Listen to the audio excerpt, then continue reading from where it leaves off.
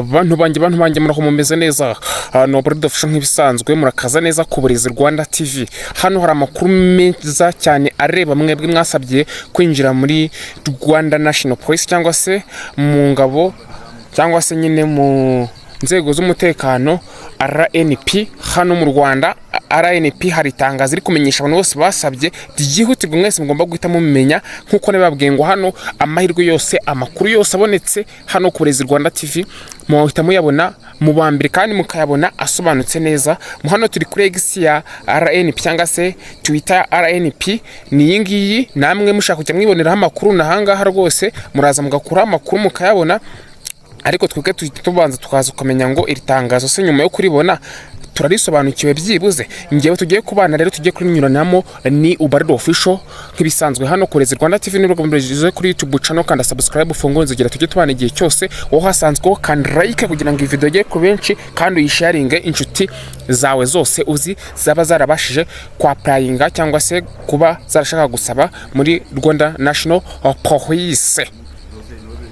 Hano rero itangazo rigenewe abasabye kwinjira muri polisi y'u Rwanda. Polisi y'u Rwanda iramenyesha abasore n'inkumi biyandikishije basaba kwinjira muri polisi ku rwego rw'abapolisi bato basic police course ko ibizamini bizakorwa guhera tariki ya 17 Ugushyingo 2025. Amatariki y'ibizamini muri buri karere naho bizabera biboneka ku rubuga rwa polisi no ku mbuga nkoranyambaga zayo. Ariko iyo ntuzayo ngiye hano ariko ndaje tutwicamo sibyo ndaje tubicamo byose aho amatariki igihe amatariki ku turere nyine ibyo bizamini bizakorerwa n'ibyo mugomba kwitwaza byose turere hamwe.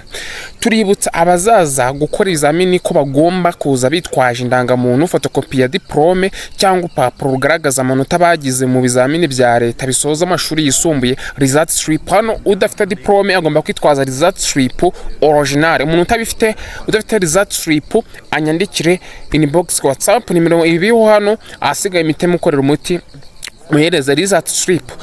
Ibizamini bizajya bitangira saa 2 za mu gitondo.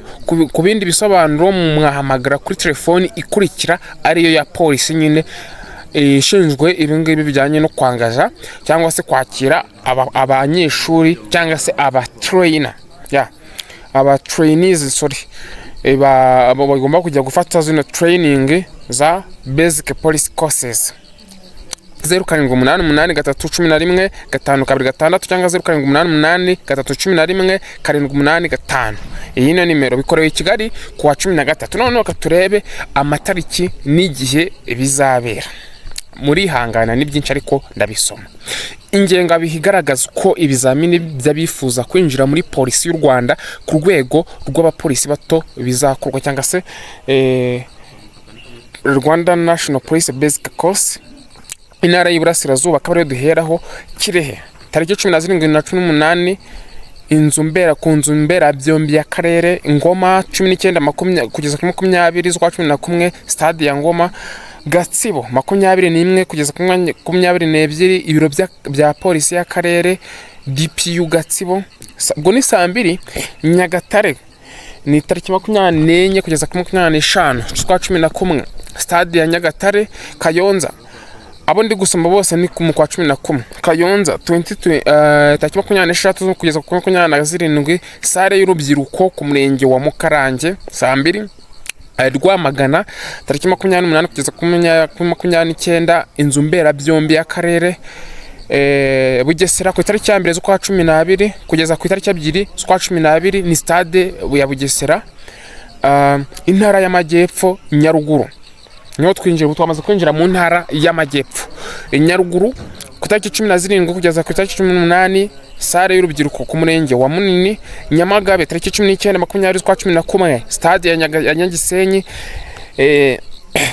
Gisagara tariki 21 22 inzu mbera byombi y'akarere. Huye tariki 24 25 stade ya Huye. Nyanza 23 27 stade ya Nyanza.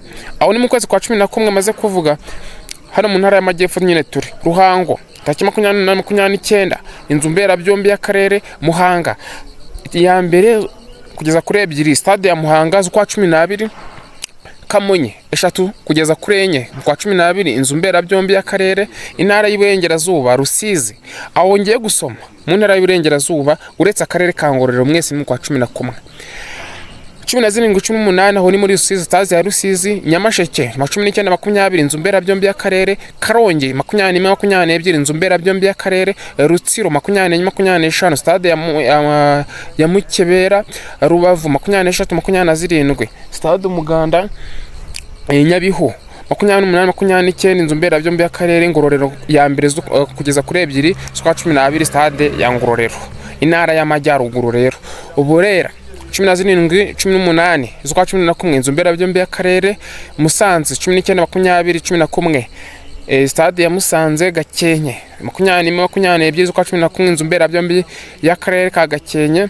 Rulindo 20-25 z'ukwa 11 sare y'urubyiruko ku murenge wa Base.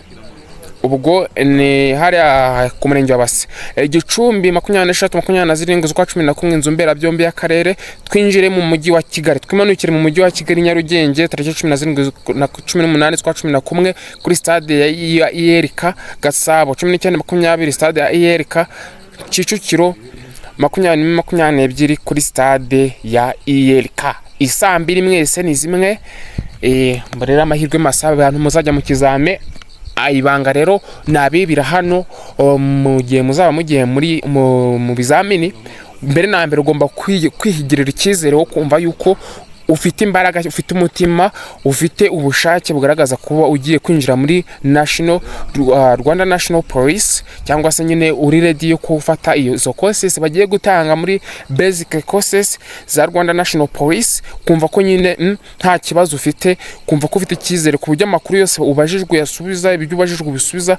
Niba ari ibintu bijyanye na physical ukoze, niba ari udupush up bakubwiye dutera atari kuvuga ngo gutere ngo nyinshi cyane, ahubwo zitere babona ko ufite ishyaka. Niba ari byo ukora nyine bikorana ishyaka, nta bintu by'ubwoba cyangwa se ibintu bijyanye n'igihuha. Byo bintu nibyo mugomba kubanza kwirinda cyane mbere na mbere. Igihe cyose ugiye mu kizame ugomba kwigirira icyizere cyangwa se ukagira confidence. Rero iyo niyo nama nababwira. Ubwizo rero uko iri ntara arenye n'umujyi wa Kigali mwese ingengabihe yanyu niyo ngiyo.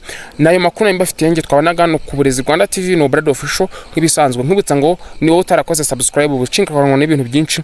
Abajya kwiga bamaze kugerayo ku ishuri, namwe mutabashije kujya kwiga muri polisi mu yijyayo. Ikindi abandi mutaburira mwaho ngaho turacyabazanira amakuru y'akazi. So Imana ibarinde rero nge twabanaga yari Brad Official. Bye bye, God bless you.